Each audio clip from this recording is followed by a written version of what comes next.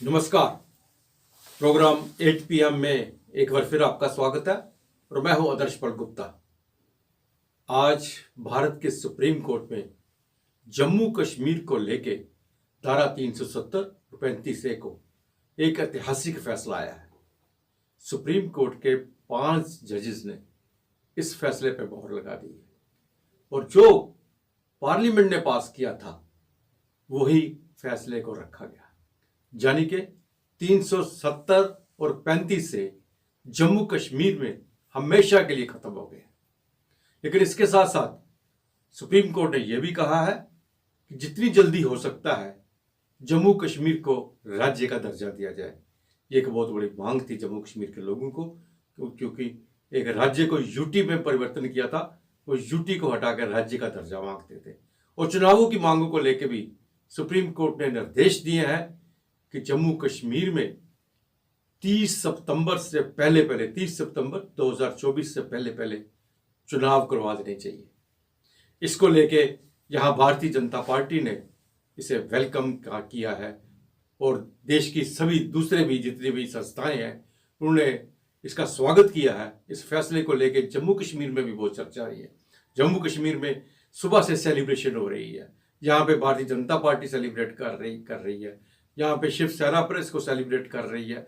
यहाँ पे बजरंग दल इसको सेलिब्रेट कर रहा है। लेकिन जब हम कश्मीर की बात कहें तो डॉक्टर करण सिंह, जम्मू कश्मीर की बात करते डॉक्टर करण सिंह जो है उन्होंने स्वागत किया है, जो महाराजा हरि सिंह के बेटे हैं, युवराज थे किसी जमाने में, उन्होंने स्वागत किया है। लेकिन इसके साथ आजाद, महबूबा और उमर इन्होंने निराशा जताई है। डॉक्टर करण सिंह ने कहा है कि धारा 370 हट गई है, ठीक है, लेकिन जम्मू कश्मीर को राज्य का दर्जा मिलना चाहिए। ये बात तो सुप्रीम कोर्ट ने भी कह दी है।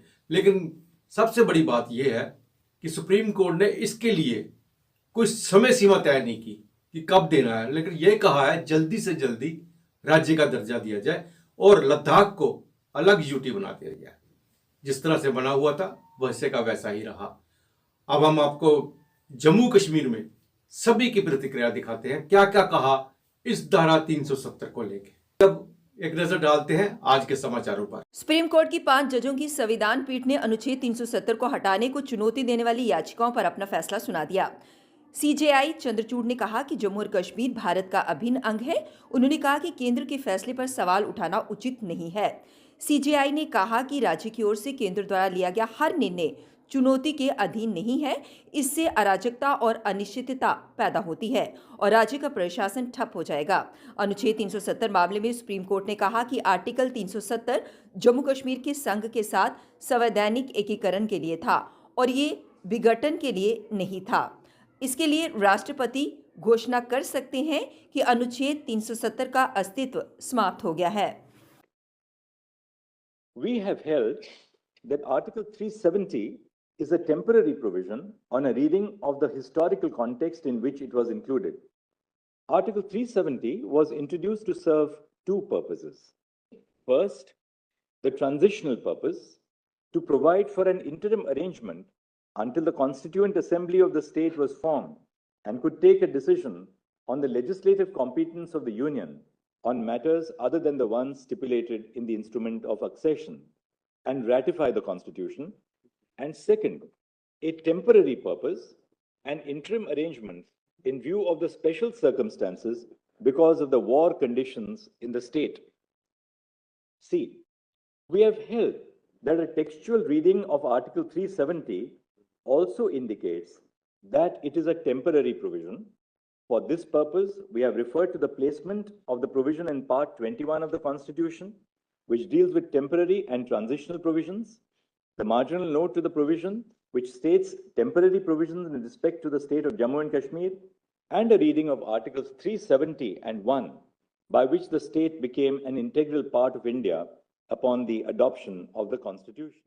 जैसे कि हम सब जानते हैं कि 370 पर को लेकर फैसला आ चुका है और 370 पर आए फैसले को लेकर हर तरफ खुशी का इजहार किया जा रहा है। इसी को लेकर राष्ट्रीय बजरंग दल ने भी डोल नगाड़ों के साथ खुशी का इजहार किया। 370 और 35 के ऊपर थी, लोगों को लगातार बेवकूफ बना रहे थे। कि 370-35 से वापस आएगी। हम लगातार आपके चैनल के माध्यम से बता रहे थे कि ये 370 और 35 है, ये इतिहास हो चुका है, ये कभी वापस नहीं आएगी।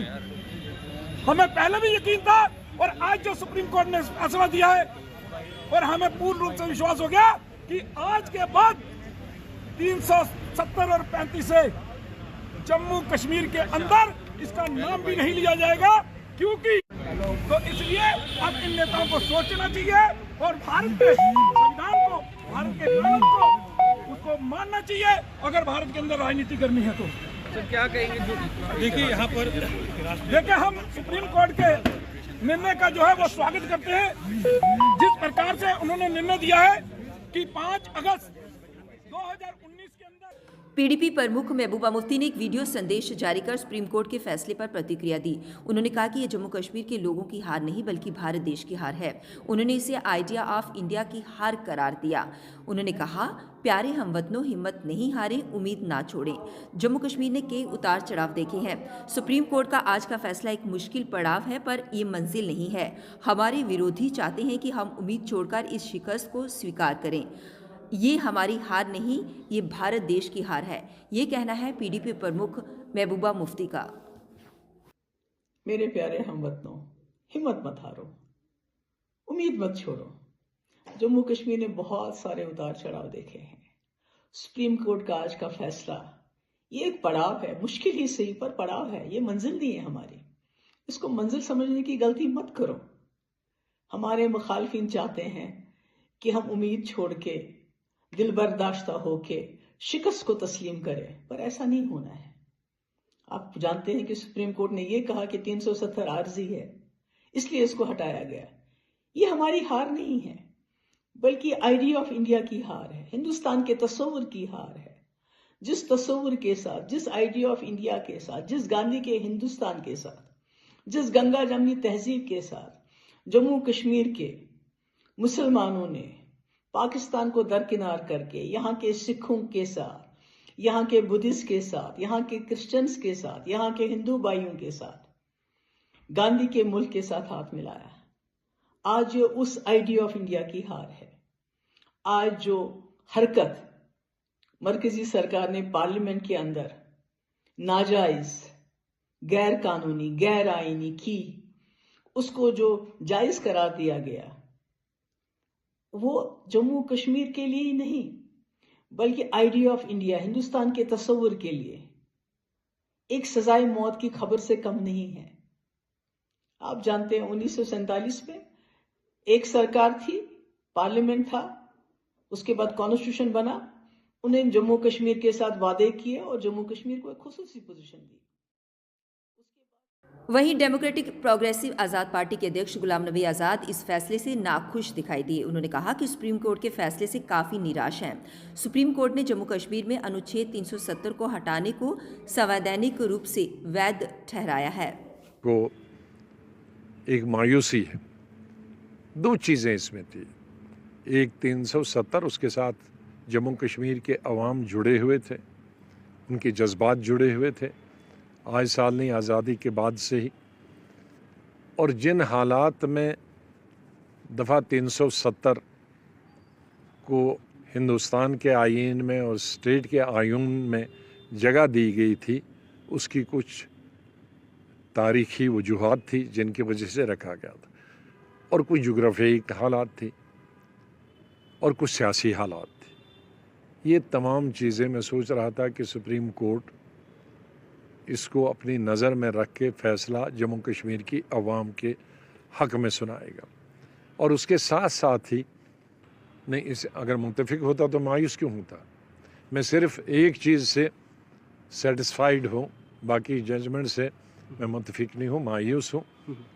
लेकिन सुप्रीम कोर्ट की जजमेंट पर मैं जजमेंट नहीं दे सकता, लेकिन अलबत्ता इस बात से खुश हूँ कि जो गुज़िश्ता 5 साल पहले 2018 में असम्बली को बर्खास्त किया गया था, और तब से लोगों में ये ऐसा भरोसा हो गया, कहते इलेक्शन कभी हो गए ही नहीं जम्मू कश्मीर में, और यूटी ही हमेशा रहेगी।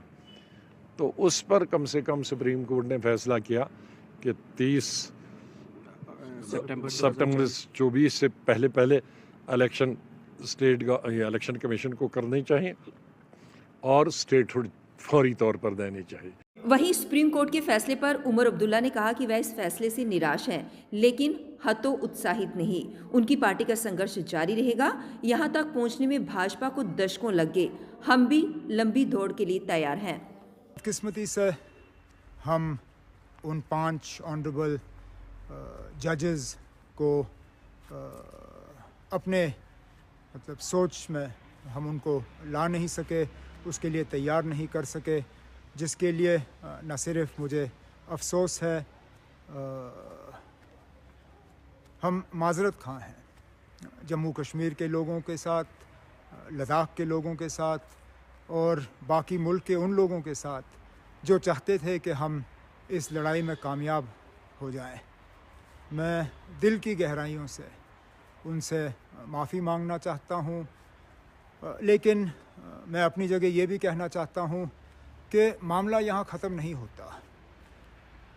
हमारी कोशिशें यहाँ ख़त्म नहीं होंगी।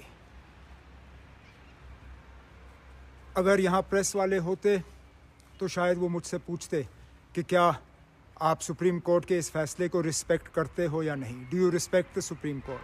बिल्कुल, हम सुप्रीम कोर्ट को रिस्पेक्ट करते हैं। अगर हम सुप्रीम कोर्ट को रिस्पेक्ट नहीं करते तो हम सुप्रीम कोर्ट में जाते क्यों इंसाफ हासिल करने के लिए? हकीकत ये है कि अगर हम आज कामयाब होते तो क्या मुझसे पूछा जाता do you respect the supreme court?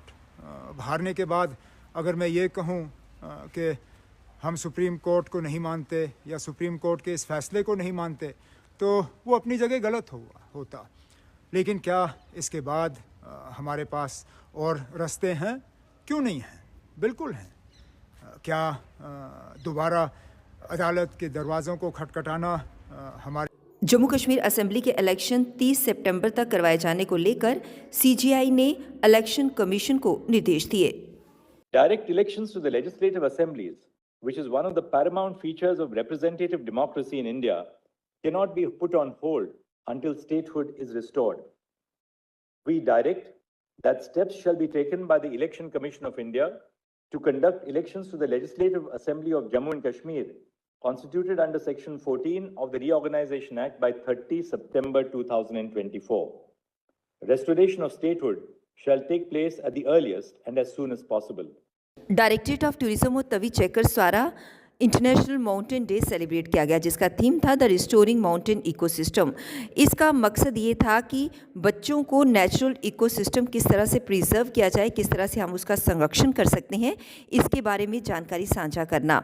हम आपको बता दें कि ये ट्रैकिंग सगून से होते हुए परमंडल में संपन्न हुई। इंटरनेशनल माउंटेन डे है और इंटरनेशनल माउंटेन डे 2023 का थीम है रिस्टोरिंग माउंटेन इकोसिस्टम, और उसी के तहत डायरेक्टरेट ऑफ टूरिज्म जम्मू और तवी ट्रेकर्स ने ऑर्गेनाइज किया है एक ट्रैकिंग, जो कि सरुइंसर के पास सगून है।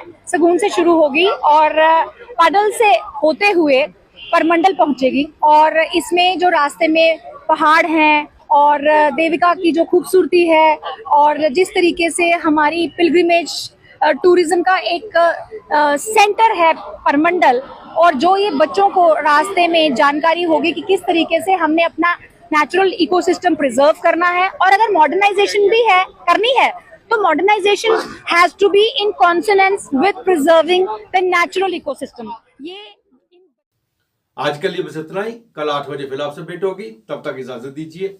नमस्कार।